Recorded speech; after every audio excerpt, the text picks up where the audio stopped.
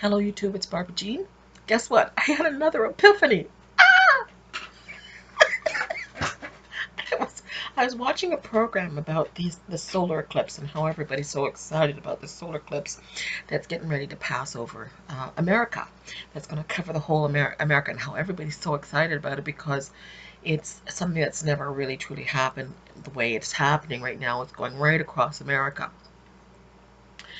And I had this epiphany while I was listening to this. I went, hold on just a second. This reminds me of something. It reminds me of something. So anyway, I was looking up some verses, and I was looking at this. Luke 21:25, and there shall be signs in the sun, and in the moon, and in the stars, and upon the earth distress of nations with perplexity, the sea and the waves roaring. Men's hearts failing them for fear, and for looking after those things which are coming on the earth. For the power of heaven shall be shaken. Then shall you see the Son of Man coming in a cloud with power and great glory. And when you see these things begin to come to pass, then look up and lift up your heads, for your redemption draweth nigh. So, and all of a sudden this came into my mind, this verse, that there would be signs in the sun, moon, and the stars. Okay, now we go to, of course, to Revelation chapter 6, the sixth seal. Because the same thing in Matthew, we can look up Matthew 24. It matches this last part of Matthew, just before they get to the part where it talks about one will be taken, one will be left. So it's the rapture passage there in Matthew 24. The same thing happens here. Matthew, the sixth seal, says, and when he had opened the sixth seal, and lo, there was a great earthquake, and the sun became black as sackcloth of hair, and the moon became as blood, and the stars from heaven fell to the earth, even as a fig tree cast her untimely figs. Well, Luke mentions figs as well. The shaking of the figs also is mentioned in the same passage in Luke. So you see that the sun is mentioned, the moon is mentioned, stars falling from heaven like the fig tree. Same thing in Luke and also in Matthew 24. When she is shaken of a mighty wind. So the Holy Spirit's not too happy. The Holy Spirit has a fit. It's letting loose. And earth departed as a scroll when it is rolled together, and every mountain and island moved out of its place. Well, that, of course, the scroll rolling up back is Christ coming back for his church, or removing his church. And the kings of the earth, and the great men, and rich men, and chief captains, and mighty men, and every bondswoman, and every free man hid themselves in the dens and rocks and the mountains. That's men's hearts feeling them for fear of what's coming upon the earth. And that's what this is. That's what you see right here. Okay. This is not what I want to get to. This is amazing. This is kind of like a background for what this epiphany is. And said to the mountains and rocks, fall on us and hide us from the face of him that sitteth on the throne and the wrath of the Lamb. For the great day of his wrath is come, and who shall be able to stand? Okay, this is the epiphany. I'm so excited, I can hardly stand it. Okay, you know, in my last video, I kind of had a fit and went off on those people who were trying to make Jesus marrying a man child, which is so silly. But the epiphany that came to me was going to Revelation chapter 12, and remembering the solar eclipse that's getting ready to happen. There appeared a great wonder in heaven, a woman clothed with the sun and the moon under her feet, and upon her head a crown of 12 stars. And she, being with child, cried, in travailing in birth and pain to be delivered. What is this passage about the sun and the moon? We have this eclipse going on.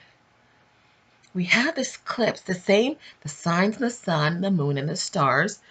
We see the sun and the moon coming together, unified, becoming one. The moon is going to be clothed in the sun. Get it, people? The woman will be clothed in the sun all the way across America.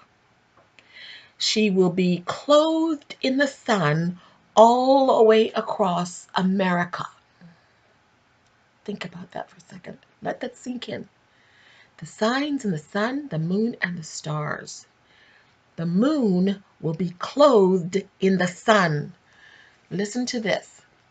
And there appeared a great wonder in heaven, a woman clothed with the sun. and the moon under her feet. Upon her head a crown of 12 stars.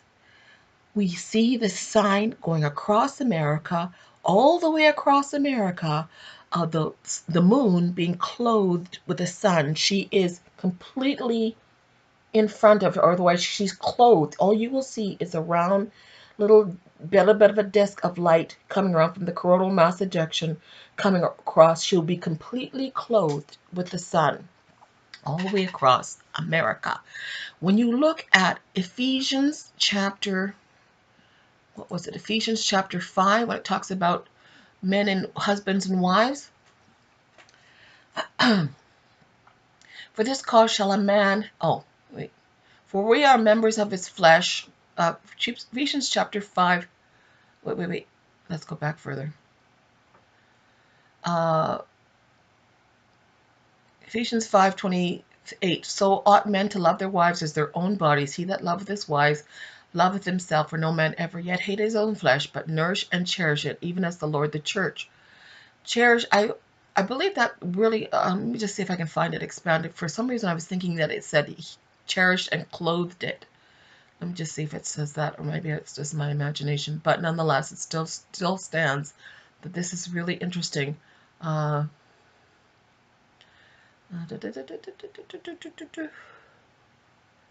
Nourished and cherished. Foster. Nourished. Train up, bring up, nourished, cherished. Nourished and cherished. So basically what it means is that he's basically, well, she becomes part of him. So if whatever he does for himself, he does for her. He feeds himself, he feeds his wife. He clothes himself, he clothes his wife. He nourishes himself, he nourishes his wife. She is to be considered as, supposed to be considered as one flesh. The church, the bride, the bridegroom is showing us in this sign, just like I said, this epiphany hit me, was that the bride was now fully clothed with the sun. She's come into fullness. She's come into unity with the sun. The moon and the sun have become into unity. And it's interesting that it's crossing America. And here is America striving to break free from the New World Order. My dreams about the New World Order and the synagogue of Satan and breaking free, that's what's happening.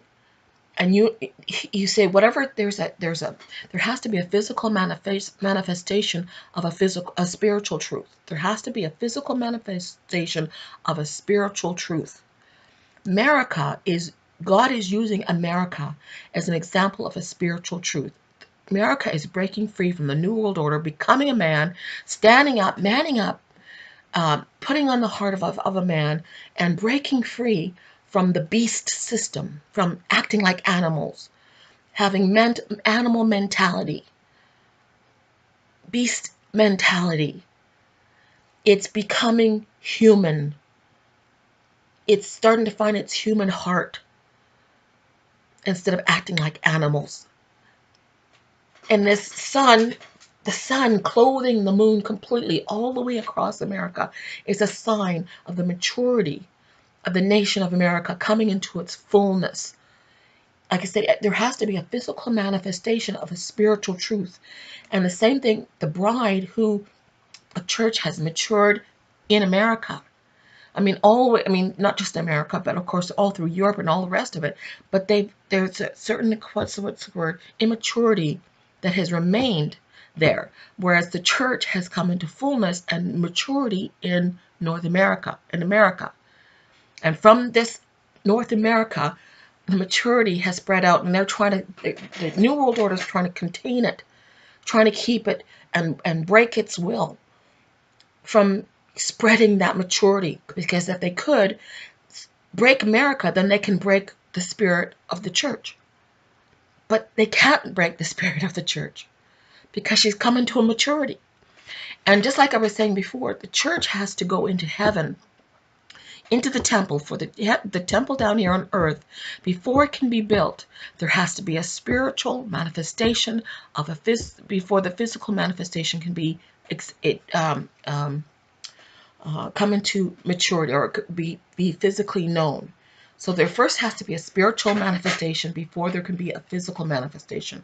That's why the church has to be removed to the temple in heaven, in Jesus' kingdom, the New Jerusalem, in order for there to be a temple built down here on earth. Make sense? Make sense? It makes sense.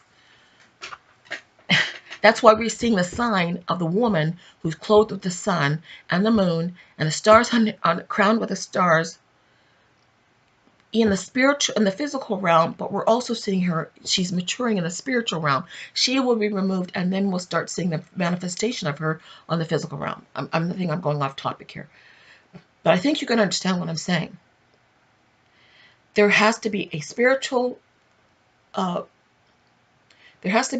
manifestation, and before there can be a physical manifestation.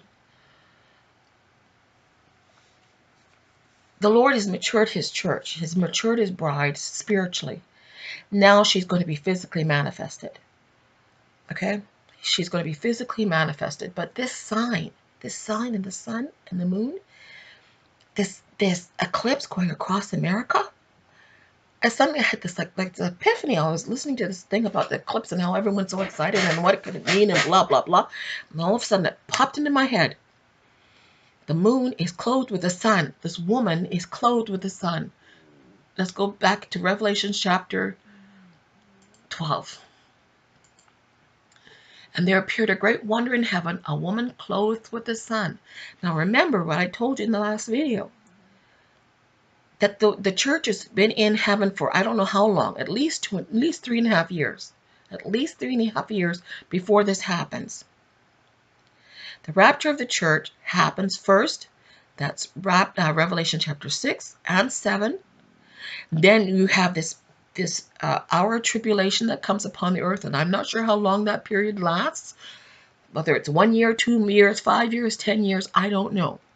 But there's a period between the rapture of the church. Then there's an hour of tribulation that comes upon the whole world. Then the temple is built. The temple is built and the 2 witnesses appear.